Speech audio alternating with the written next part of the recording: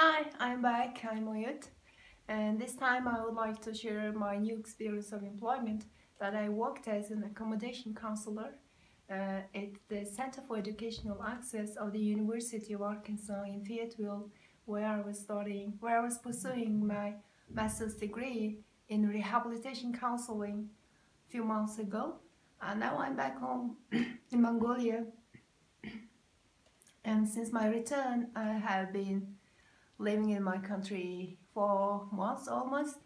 And during my employment with the Blinds Federation of Mongolia, I decided to apply for a scholarship because I had made a decision to dedicate the rest of my life in the field of disability and rehabilitation. And the rehabilitation counseling academic program does not exist in our country. And that's why I had to apply for a scholarship for the first reason, and the second reason because of the inaccessible educational setting. I needed to study abroad and successfully graduated from the university. And during my study in America, I interned at the Center for Educational Access, and there I practiced working as an accommodation counselor. And working in a database of the center, writing case notes, uploading case notes of the students were no problem for me. I didn't have any problem to fulfill those tasks, but I had two major concerns. First concern was related to being unable to use the paper documentations that students bring to their counseling session.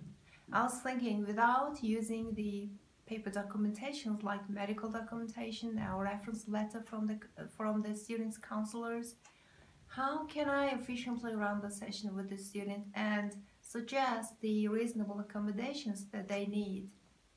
But my supervisor converted into accessible PDF those papers in a blink of an eye, and I checked the content. And the most of the content were very brief, and had that way I realized that I don't need to worry about being able to use these paper documentations. So the counseling session is the most important part to collect information, to open up the students, and to come up with reasonable accommodations together with the students. And the second major concern was related to the thousands of types of diagnoses and disabilities and their implications in reality. It is impossible for everyone to know all about all those diagnoses and implications. So I was thinking, how can I again efficiently serve the students during my counseling session without knowing what they experience? So again, as my supervisor advised me, I had to use the counseling session very efficiently. So have the student talk, open them up, and then come up with the reasonable accommodations. So my internship was split into two parts, like observing and then personally practicing myself. And then after I ran the sessions on my own with the students, I needed to write up the case notes of the students and upload on the database. It was a really incredible job, and